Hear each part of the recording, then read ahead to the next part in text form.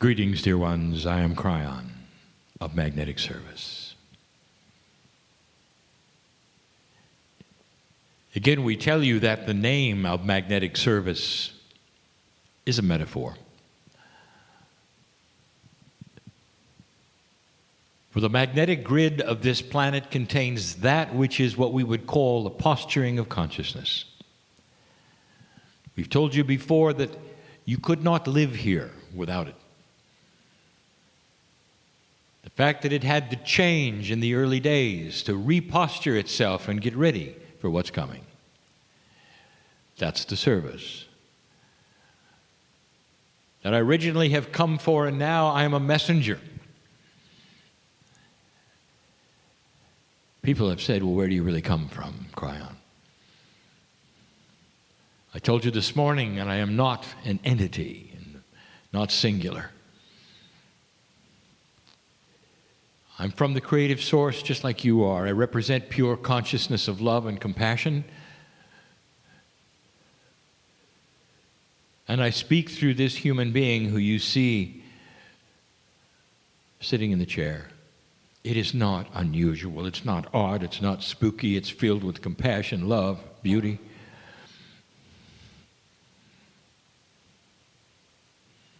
You see this as so odd and so strange, and it's not.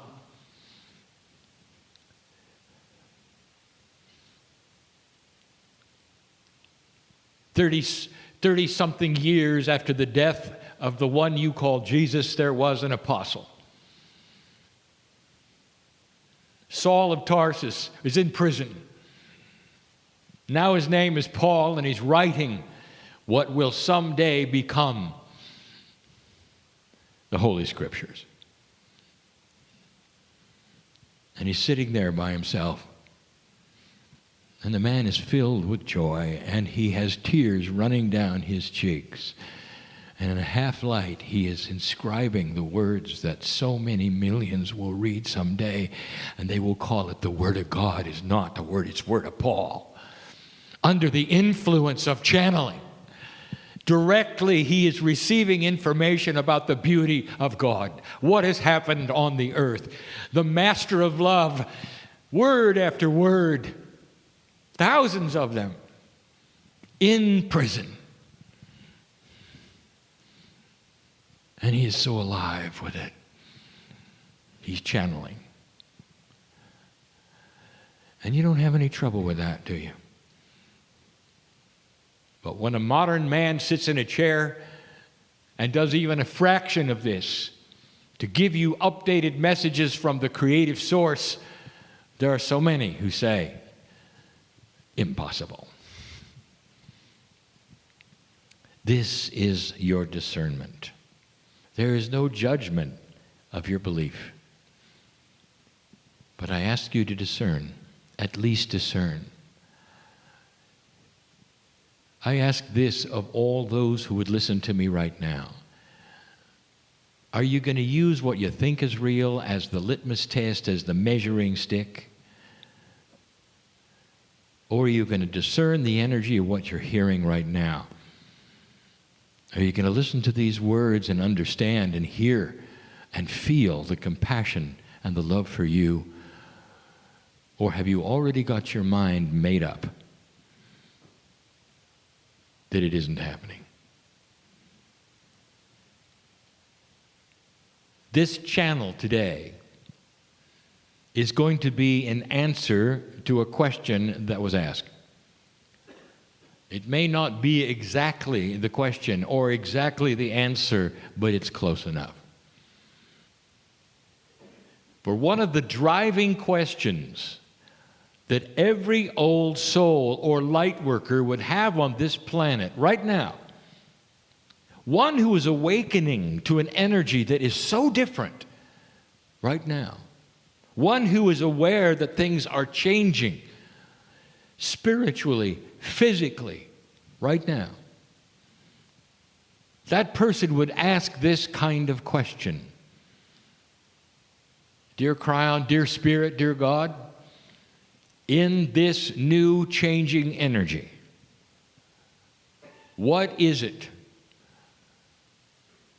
that a regular human being on this planet who is an old soul, what is it we can do that will not only enhance this energy, help ourselves, but also be commensurate to what is going to happen? What can we do? What is it, if you want to use the word, we should be doing? And we've told you before, there are no shoulds. So you reinterpret that and say, what is the most honorable thing that we can do to match the energy? And so I'm going to tell you. Now, dear ones, I've told you before. But every single time the question is asked, a more evolved answer will occur. For as your linear time goes by, the potentials change. Therefore, you're sitting in a reality you have never experienced yet. This is new. It may feel like it was yesterday and the day before, but I know better. The potentials have changed. The kind of shift you expected may not arrive. Something better may arrive. You may have altered that. It is always dynamic. There is no set amount of energy being delivered to you on a certain schedule, dear ones, because your consciousness changes it every hour, all the time. It's beautiful. I can give you these things that I'm going to give you now. Again, because there has been precedent set on other worlds just like yours, and some of you have been through it already, and here it is again. And I know what they've gone through. I have seen this. This is not the first time. You sit on the cusp of major human shift on this planet. What can you do to marry with the energy? I'm going to give you 5 concepts, and they're not easy. It's not a list for you to accomplish, dear ones. We don't give lists. It's concepts. And the very first one, I will say, is primary, and that is to say, not more important, but first. There's a difference. Not more important, but first. There's a difference. And we're going to use a word that probably doesn't even exist in your dictionary. Cognizing. Cognization is an English word that loosely means the cementing of belief. You believe there is gravity because you've seen it since you were born. It's invisible. But you believe in it so strongly that everything you do is so that you can work with it. You have cognized gravity. It is not something that you believe in, like you would believe in the tooth fairy, for instance, for a while, or when you're young. No, it is cognized, and it becomes part of you to your last breath. You believe in gravity. You know it's there, even though you can't see it. It holds you to the earth. It never changes. We're going to ask you to cognize the belief that the energy that you are moving into is vastly different than the energy you have come from. This is first. It is primary. You have got to cement this into your belief system so strongly that everything you do from now on recognizes The new energy is the new normal. It's never going backwards. It's part of a new plan. It's almost like you died and came back with new gravity. Like suddenly the gravity was lessened and you can do more things, and it's forever. And so you cognize this. Dear ones, it has to be first of the 5. Because you won't be able to do anything else unless you believe that this shift has happened and it's real. The shift is dynamic. It continues to change. But like you turn a page and you're reading new words in a new novel, the page stays turned. You don't go back and read what happened before it. The page got glued to all the others before it, and you can't get back to it. You are now past the page turn, experiencing the new energy, and that is the new gravity, and you cognize it. Believe that it's happening. Now, I keep saying this because there are those who aren't getting it. Because there's always that part of you that says, well, maybe it's not happening. You've got to get past this one. Every waking moment is the new energy. And you're part of this. And that is why you were born at this time, dear one. Old soul, are you listening to me in the chair and all the places perhaps not in this room? You wonder why you were born now. You want to know why things are happening to you that need to happen to you now. Maybe it's so you'll believe.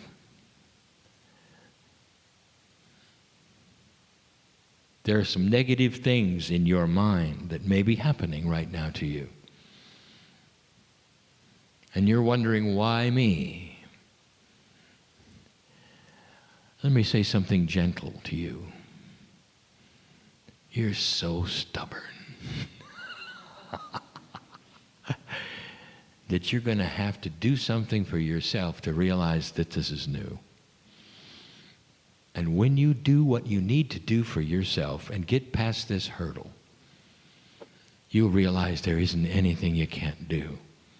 This is the way God works with humans. That's how much we love you. You know who I'm talking to? Get on with it, will you?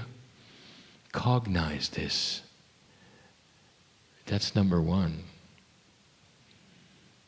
Number two is allowance of change. These are concepts.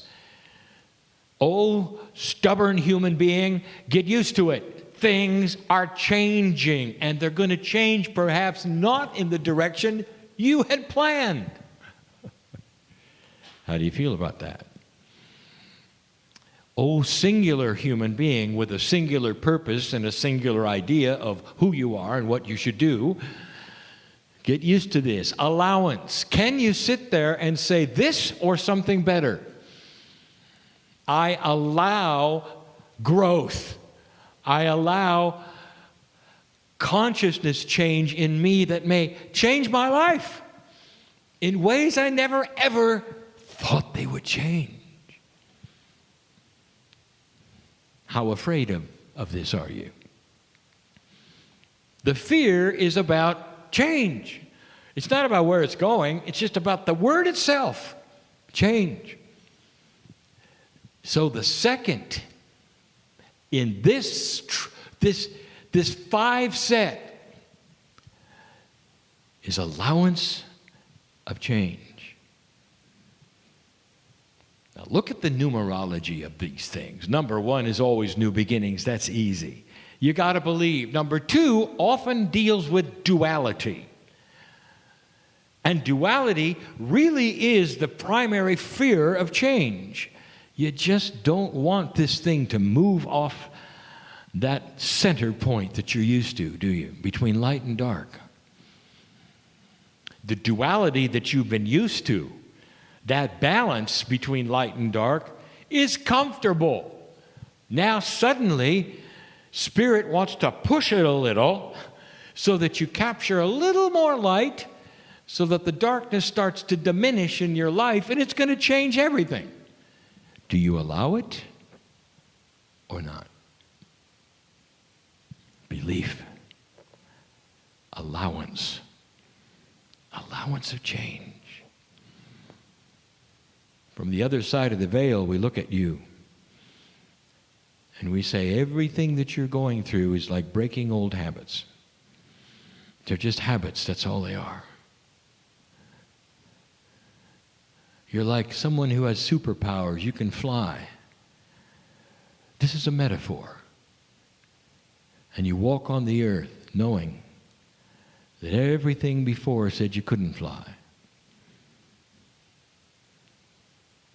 And we're saying you can. But most of you won't. It's just too comfortable to walk around.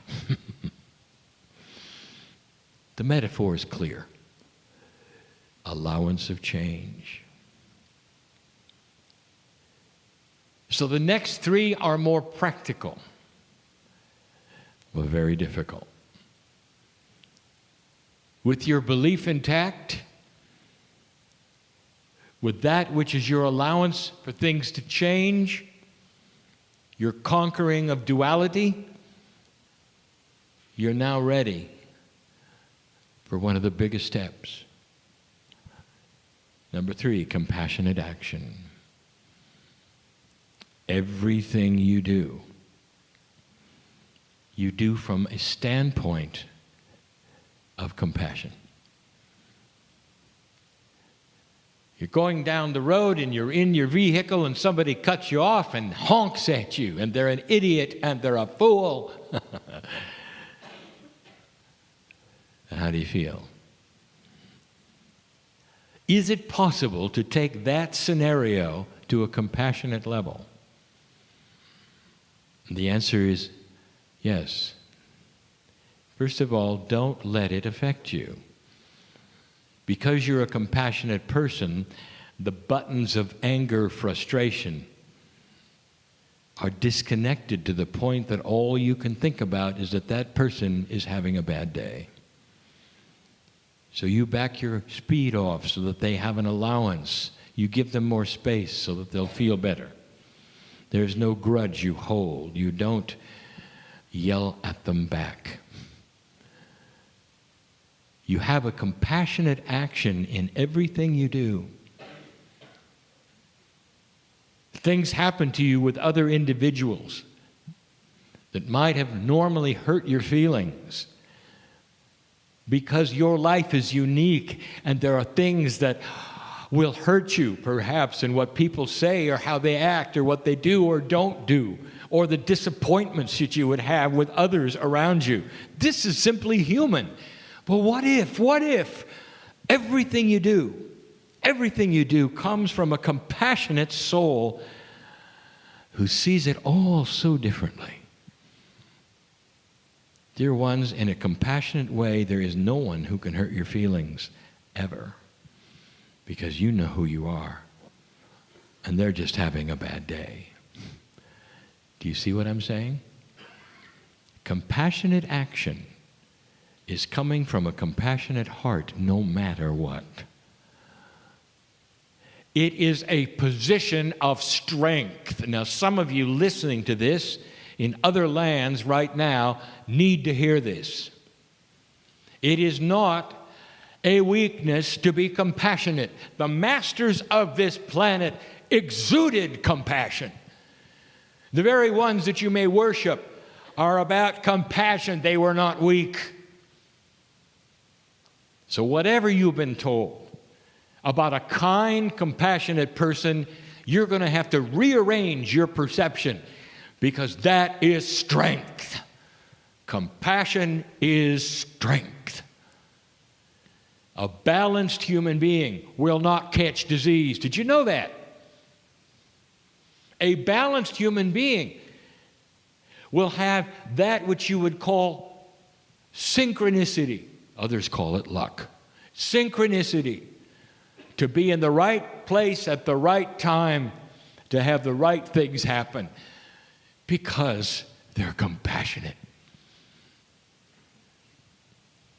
It's a beautiful package. When you start a compassionate action path, everything changes. That was number 3. Now, 3 in numerology, of course, is the catalyst. And what a catalyst is often known for in chemistry is that when it appears, it changes something else around it, while it itself often remains the same. A compassionate person changes those around him and her. And they don't rub off on you. No negativity will attach to you. It's such a position of strength, they will want to be with you. You change the earth where you walk. Number 4, spiritual sight.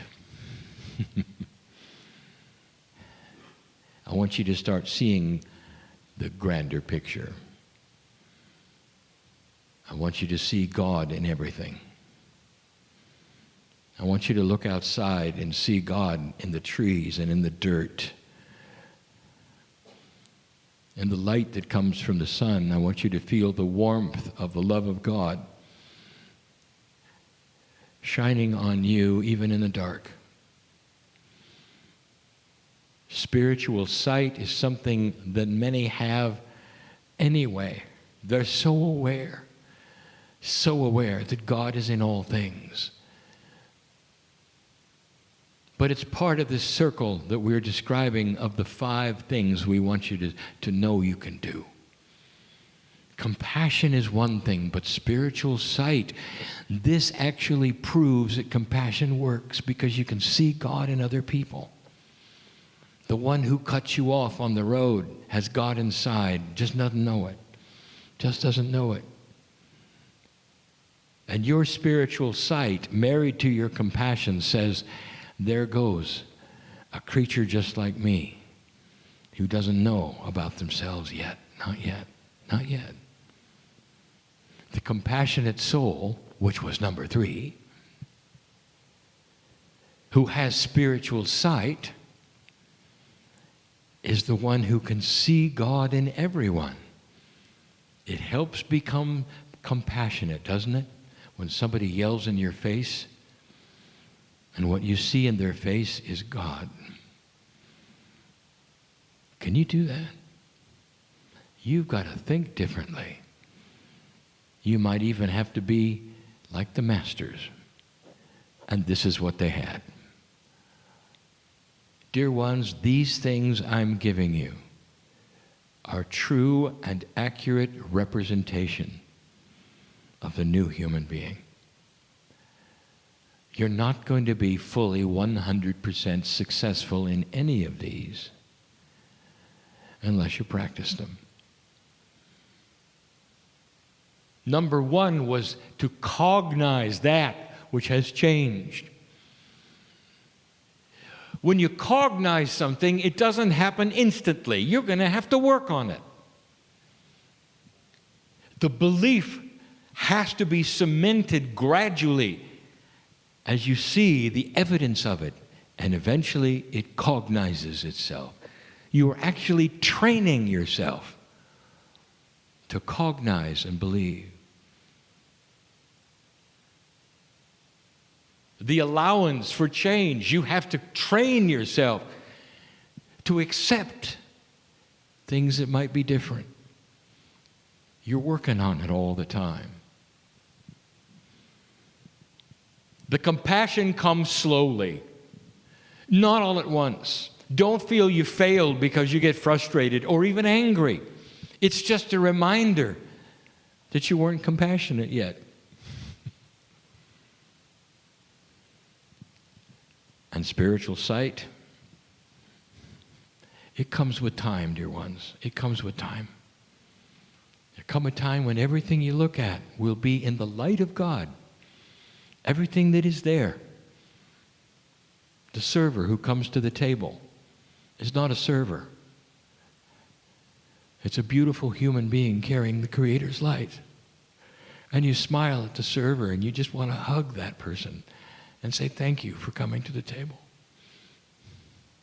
You treat each other differently and you're kind, and it's not a weakness, it's a strength. It's the biggest strength you could ever have as a human being, to see God in others. You go outside and you see God in the trees, and you know that it's a system, that you're part of it and it's part of you. You can be overwhelmed with joy and love just to be part of the system. It's so different than you were taught, isn't it?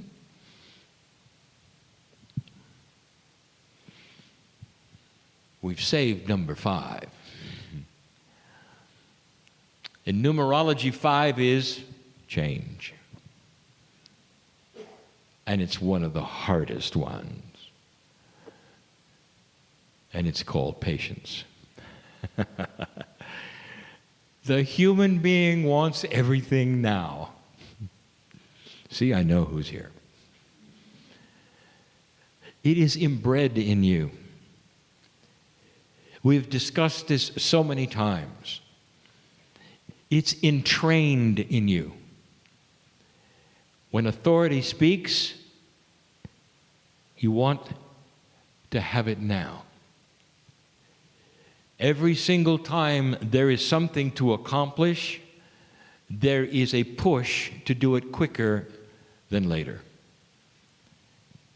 Human beings want things delivered to them quickly.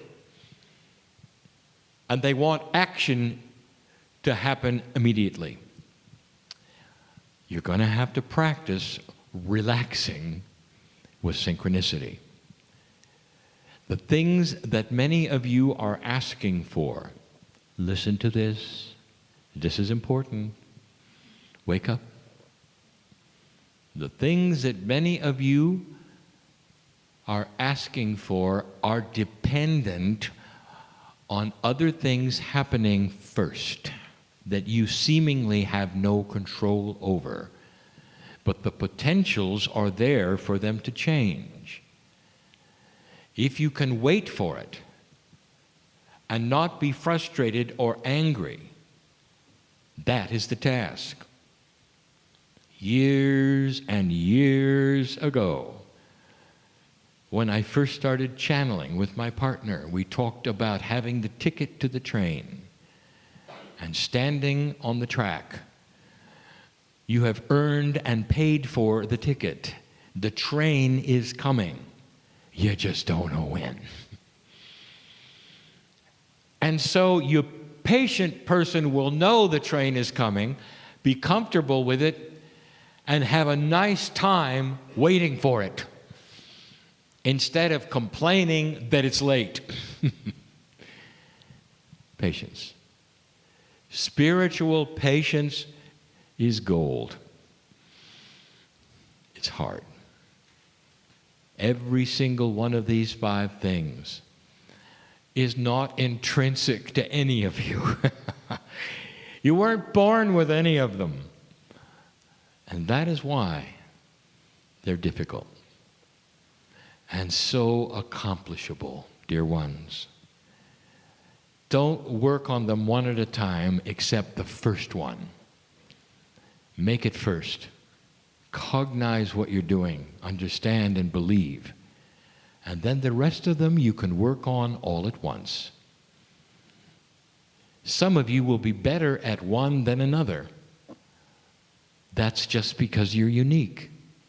Don't compare notes and feel that you're doing it wrong. Did you hear me? There's a tendency to get together and homogenize everything into a list and make it so that if you don't measure up to the list, you're not doing it right. You can't do that. Not with these things. Not with the individual soul that you are, having lived so many lifetimes. You know what you did the last time you were here. It impacts you right now to how good you're going to be at these 5 things. Some of you are ready for them. Some of you are not. Some of you will have to practice harder than others. I want you to know that this is totally and completely normal, acceptable before God. You're not going to fail. Don't compare yourself to others. I want you to look straight ahead into the eyes of the Creator and know that you are God and that everything I have told you is true and that everything I've told you is possible is possible. And that's just the beginning. That's what I came to tell you today. I'm Kryon in love with humanity. And so it is.